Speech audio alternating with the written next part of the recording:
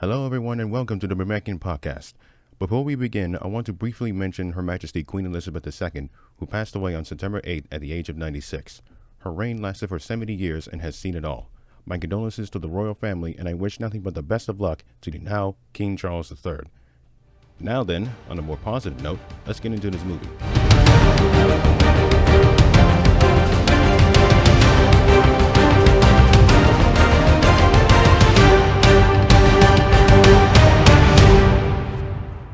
It was after the success of Gorath, a science fiction Ishiro Honda film released in the same year as King Kong vs. Godzilla, 1962, that Toho had already been creating ideas for another movie, but this time it was going to be about a space monster.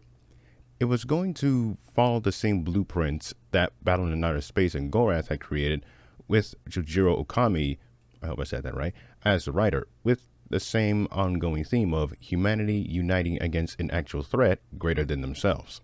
The story was already going through treatment and turned into a full-fledged script by Shinichi Sekizawa, and Ichi Tsuburaya was attached to do the effects. However, there is one problem. Toho ignored the concept and left it to collect dust. I mean, a lot of dust. I'm guessing King Kong vs. Godzilla had something to do with it, and we all know how that movie turned out despite its flaws. But in 1964, the old concept was brought back, though it was renamed to Earth's Martial Law.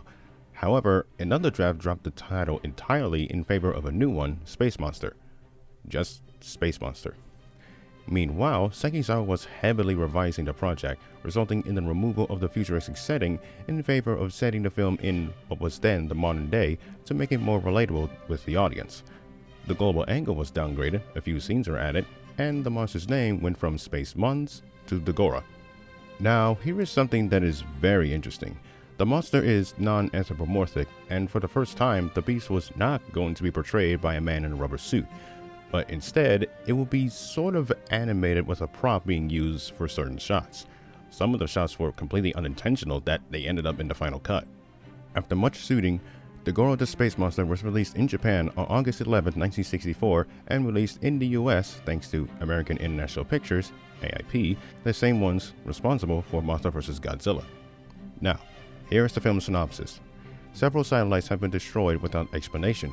A few days later, a group of diamond thieves are thwarted when the gems they are after suddenly disappear. Strangely enough, the two incidents are connected when scientists discovered that a giant jellyfish-like creature, which was mutated due to a high amount of radiation hovering over Japan, is drawing up all carbon-based matter, including coals and diamonds. Soon, the creature is also attacking bridges and ships. Of course, it is up to mankind to put an end to the beast. As fucking usual. After this 2-minute break, I will give you my thoughts on the film. See you then.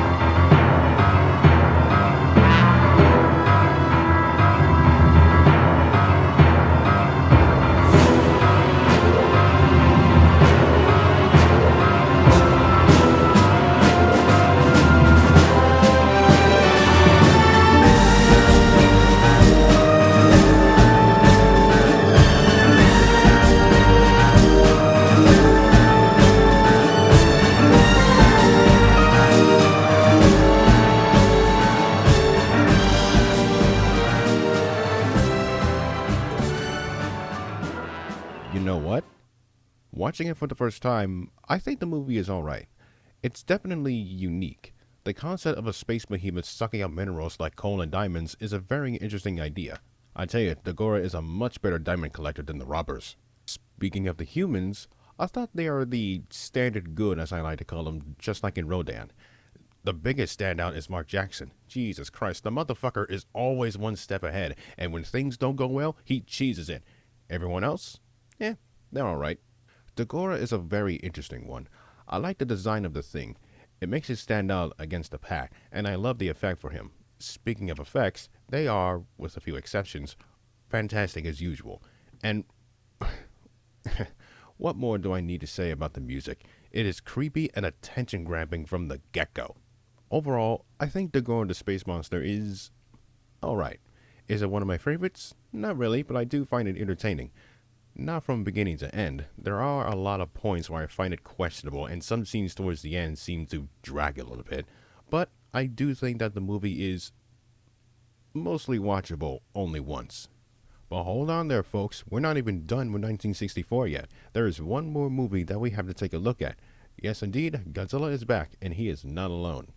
But strangely enough, he's not here to destroy things this time, because there's something else that's far worse than him. In fact, it is much worse than Rodan and Mothra even on their bad days. Until then, thank you all for watching or listening. If you enjoyed this video, leave a like and subscribe to the channel if you want more of the Brumakian podcast. This has been Demetrius signing off, and have a good day.